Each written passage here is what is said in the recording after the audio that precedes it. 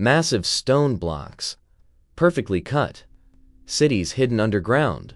Structures older than civilization itself. So the question is, who built them? Number 7. The Hypogeum. Hidden beneath a quiet street in the town of Pala, Malta, lies one of the most ancient sites ever discovered, the Hypogeum of Halsaflini, carved entirely underground over 5,000 years ago. And no one knows exactly how or even why it was built. The Hypogeum, Greek for underground, was discovered in 1902 by construction workers digging foundations for a new housing project. What they found was a vast complex of chambers, passageways, altars, and tombs, sculpted with near geometrical perfection into the soft limestone. At its deepest, it descends more than 10 meters underground, with 3 main levels connected by winding staircases and curving halls. Archaeologists believe it was constructed around 3600 BCE by the same culture that built Malta's surface temples. But the Hypogeum is unlike any other site in Europe. It is fully subterranean. It shows no signs of quarrying debris or chisel marks. Instead, the limestone appears smooth and shaped, as if it was polished by hand or some unknown method. Inside, the atmosphere is eerie. The air is cool and dry, light doesn't penetrate unless brought in, and yet the structure was intentionally designed to direct sound, light, and movement. One chamber, called the Oracle Room, has acoustic properties that amplify male vocal frequencies, creating a deep, resonant effect that can be felt in the bones of anyone standing nearby. Modern acousticians have tested this room and found its reverberation properties to be uncannily tuned, the kind of design that would be difficult to reproduce without modern modeling software. No one knows how this civilization achieved this. They left behind no written language, they had no metal tools, and yet the Hypogeum suggests an understanding of sound engineering and religious ritual far beyond expectation for its era. The Hypogeum also served as an acropolis. More than 7,000 human remains were found inside, many placed in fetal positions and buried with animal bones, beads, and red ochre. This combines that it was not just a grave, but a spiritual gateway of sorts. The civilization that built it vanished mysteriously around 2500 BCE, and the cause remains unknown. Could be climate change, invasion, internal collapse, but whatever the reason, they left no further structures of this kind behind, and no other Hypogeum has ever been discovered in Malta or beyond. The Hypogeum is not just an archaeological site, it's a riddle carved in darkness and an example of a civilization with no known name, no known texts, and engineering sensibilities that we fully still can't decode. Number 6. Nan Madol, the Venice of the Pacific. Off the eastern shore of the island of Pohnpei, in the Federated States of Micronesia, lies a site so strange, so remote, and so mysterious. It's often been called the Venice of the Pacific. But unlike Venice, Nan Madol is not a city of gondolas and stone bridges. It's a city built on coral and basalt. Dozens of artificial islets connected by canals, constructed with stone blocks so massive that their placement remains one of the great engineering enigmas of the ancient world. Nan Madol consists of over 90 man-made islands built on top of a shallow reef that stretches over 200 acres. These structures are composed of basalt columns, that is long hexagonal stone logs that resemble giant pieces of black crystal. The purpose, well, to support temples, tombs, and dwellings of the Saudeleur dynasty, a centralized monarchy that ruled Pohnpei from around the 12th century to the early 17th. Now, what's immediately amazing about Nan Madol is not just the scale, but the location. The city was built offshore over a coral reef in an era with no cranes and no iron tools. How the basalt columns were cut, moved, and precisely placed on floating islets remains an unanswered question. Nan Madol was not a village, it was a royal and religious capital reserved for high priests, nobles, and elite administrators. Commoners lived on the mainland, and at its peak the complex housed tombs, altars, ceremonial platforms, and residential quarters. But what makes it so strange is how isolated and yet advanced it was for its time. There are no comparable cities in Oceania made of stone on this scale. Most Pacific Islanders built in wood, which diminishes over time, but Nan Madol stands as an example to a highly centralized, ritual-focused society with engineering capabilities far beyond their neighbors.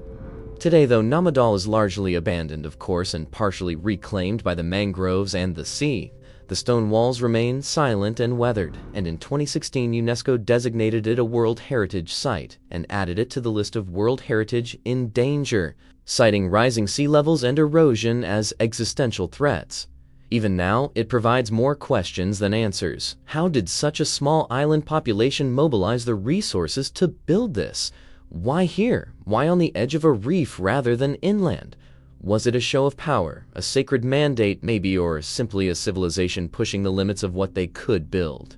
It's a megalithic city in the sea, whose stones have outlasted their kings, and whose mystery only grows as the ocean grows deeper.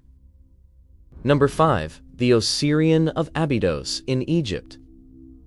In the shadow of the grand temple of Seti I at Abydos, buried beneath layers of Niles, lies a structure that defies easy categorization.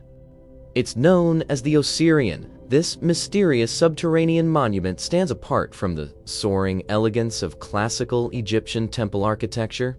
Instead, it's dark, sunken, and monolithic. It was constructed with stone blocks of such size and weight that they rival those at Giza. For decades, the Osirion has puzzled archaeologists with one nagging question: why does it look older than everything around it? Well, the Osirion was discovered in the early 20th century by British archaeologist Flinders Petrie, who noticed the extreme contrast between it and the nearby temple, a refined structure from the 13th century BCE. The Osirion, by contrast, resembled something from a different age, a megalithic crypt of blocks, some weighing more than 60 tons, arranged in a rectangular trench that was sunk into the earth. Now, what immediately struck scholars was the rudimentary megalithic style. It's just massive granite blocks placed with precision, forming walls and supports in a style not typically associated with the New Kingdom in Egypt. It looked more like something from an old kingdom, or even before that. The structure is composed primarily of red granite from Aswan, transported hundreds of kilometers south of Cairo and hauled uphill towards Abydos.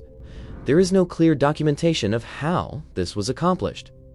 The central feature of the Osirion is a sunken chamber with a pool of water, perpetually filled by the groundwater table. Surrounded by massive granite pillars, this symbolism of water, death, then rebirth has led many to believe that this site was dedicated to Osiris, the Egyptian god of the underworld. The controversy, though, arises from the dating of this area. While mainstream Egyptologists classify the Osirion as part of Seti I's reign, some suggest the megalithic foundation may predate the temple itself. The lack of extensive inscriptions on the blocks, highly unusual for Egyptian structures, adds to this mystery. Normally, every surface of a New Kingdom temple would be covered in hieroglyphs. Here, the stone is largely blank. Another feature that's intrigued researchers is the cutting technique used. The flatness and polish of some granite blocks rival modern machining, yet there are no tool marks pounding stones. This has led some to speculate about the lost techniques or tools, though no evidence of advanced machining has ever been found. Whatever its origins, the Osirion stands as a unique anomaly in the Egyptian archaeological record.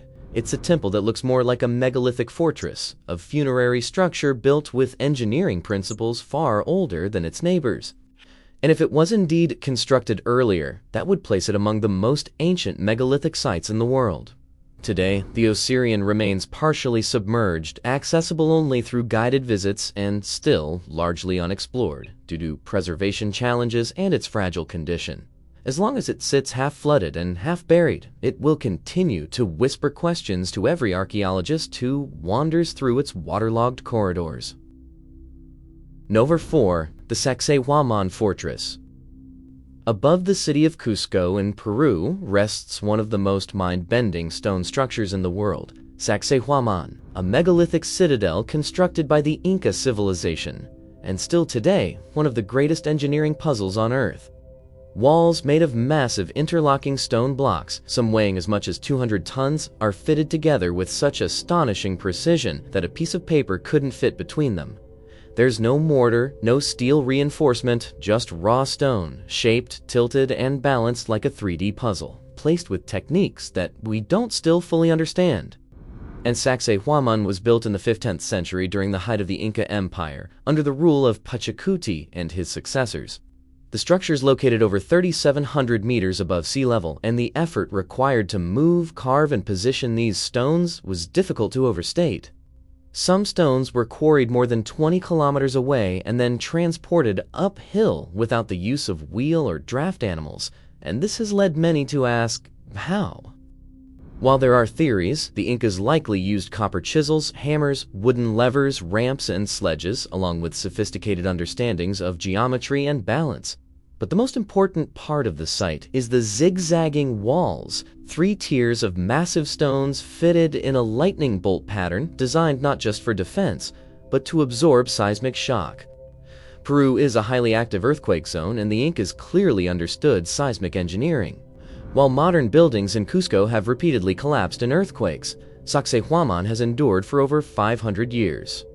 But beyond its engineering, this place was spiritually significant. It was used for ceremonial events, solar rituals, and possibly even military strategy. The design and symbolism baked into the structure suggest not just engineering intelligence, but a holistic worldview that combined architecture, religion, and astronomy. Today, visitors walk the giant terraces, marveling at the silent testimony of stones that defy age and weather. Some of the blocks are so large, modern cranes would struggle to move them. Yet there they are, placed with such precision that many haven't shifted even a millimeter in centuries. Sacsayhuamán is not a mystery in the sense of being alien, but it is undeniably strange.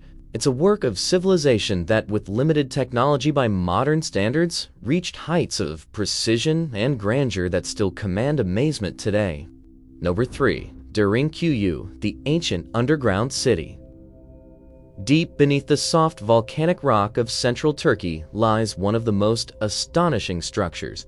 Derinkuyu, an underground city that descends more than 85 meters or 280 feet into the ground, and it was capable of housing 20,000 people along with their livestock, supplies, and religious sanctuaries. It's not just a few tunnels. It is a multi-level subterranean metropolis carved entirely by hand. And to this day, no one knows exactly who built it. Discovered in 1963 by a local man renovating his home, the underground city was revealed accidentally. He knocked down a wall and found a hidden passage, a passage that led to another chamber, then another, and soon a massive network of rooms, halls, stairwells, and shafts were unearthed. Today, 8 levels are open to the public, but radar imaging suggests at least 18 levels may exist. Some are still sealed or even unexplored. But what's most impressive isn't just the scale, but the sophistication of the design. Derinkuyu contains residential quarters, stables and storerooms, kitchens with ventilation chimneys, a winery, a baptismal chamber and chapels, wells with fresh water, and defensive rolling stone doors that could seal off. The ventilation system alone is amazing. Over 50 vertical shafts channel air through all the levels, allowing people to breathe comfortably even in the deepest of chambers. Fresh water was drawn from wells that extended below the lowest living level, ensuring that residents wouldn't be cut off from water during any siege. But who built Derinkuyu? Well, that remains a mystery. The earliest sections are thought to date back to the Phrygians in the 8th or 7th century BCE. But it was likely expanded during the Byzantine era, when Christians used the site to escape Arab raids. Some scholars even believe the Hittites may have dug the original levels more than 3,500 years ago. Derinkuyu isn't alone either. More than 200 other underground cities have been discovered in Cappadocia, though none are as large or complex. Most of those, which are connected by hidden tunnels, suggest a vast underground network once existed across this region. Walking here in Derinkuyu feels like stepping into another world, a civilization that was flipped vertically, thriving beneath the earth, with systems and strategies that rival modern engineering. Derinkuyu was more than just a refuge. It was a subterranean triumph of ancient ingenuity, and perhaps one of humanity's most overlooked architectural achievements. Number 2. The Göbekli Tepe enclosures, the world's first temples. In the hills of southeastern Turkey, buried for thousands of years beneath layers of earth and stone, lies one of the most stunning discoveries of the modern era, Göbekli Tepe. With its enormous T-shaped pillars, intricate carvings, and monumental scale, this site has fundamentally rewritten humanity's understanding of civilization. Because Göbekli Tepe isn't just old, it predates Stonehenge by about 6,000 years. It was built at a time when humans weren't supposed to be capable of these things. Radiocarbon dating places its construction around 9600 BCE, making it more than 11,600 years old. That's well before agriculture, before the wheel, before cities, at a time when humanity was still largely composed of mobile hunter-gatherer bands. Many of the pillars are adorned with carvings of animals, foxes, snakes, boars, vultures, lions, and some abstract symbols, many of which represent constellations or mythological entities. There is no sign of domestic life, no hearths, no trash pits, no long-term residences. This wasn't a village, it was a ritual center built for gatherings and perhaps even religious or astronomical functions. But what's astonishing is the level of effort required to build it. The labor, planning, and resource coordination needed to move and erect these stones would have demanded leadership, engineering, and shared cultural meaning. This challenges the standard narrative that religion and large-scale social cooperation only emerged after agriculture. At Göbekli Tepe, it appears to be the other way around. Spiritual or ceremonial organization may have been what sparked the birth of this civilization. The surrounding region has since yielded some additional sites, Karahan Tepe, Sefer Tepe, and others, suggesting that Göbekli Tepe was just one node in a much larger Neolithic spiritual network. It has become a global symbol of humanity's forgotten origins. It stands at the threshold between prehistory and civilization, is a structure so ancient and complex that it defies a categorization. It's not a city, it's not a tomb, it's not a fort. It's something older than all of them, a place built not to survive, but to remember. And now, uncovered and protected, it tells a story that no one expected. That long before we built pyramids or cathedrals, long before we tamed grain or forged bronze, we were already building temples. Number 1. The Yonaguni Monument. Just off the southern coast of Japan, submerged beneath the clear blue waters of the East China Sea, lies a colossal formation that has stirred controversy since the day it was discovered. It's known as the Yonaguni Monument. This structure stretches nearly 150 meters in length and rises more than 25 meters from the seafloor. Some claim it's a natural formation shaped by millennia of erosion, while others believe it's the world's oldest sunken city, possibly a remnant of a forgotten civilization. One thing is certain, though, no other underwater structure has ignited such a sustained clash between geology and archaeology.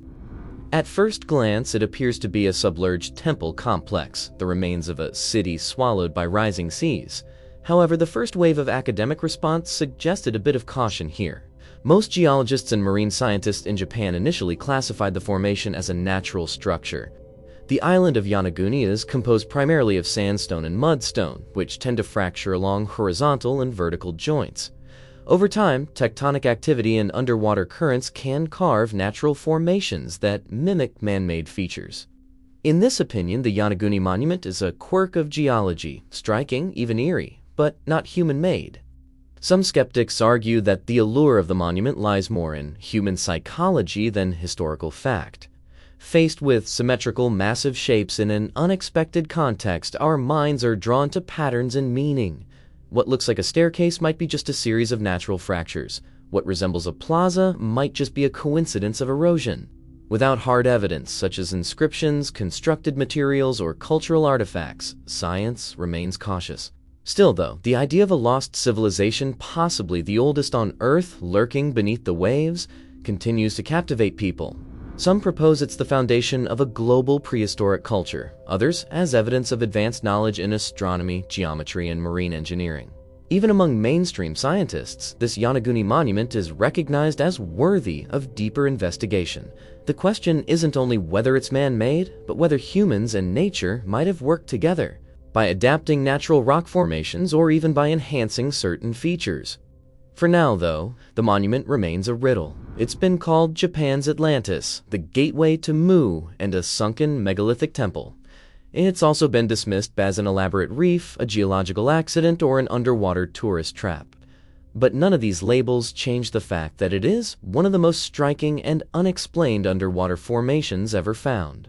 Until more evidence emerges, until archaeologists retrieve tools, establish clear dates, or find links to known cultures, this site is going to remain suspended between science and mystery. It's a place that invites questions, it resists answers, and it reminds us that even in the age of satellites and sonar, the Earth still holds secrets that lie just beneath the surface.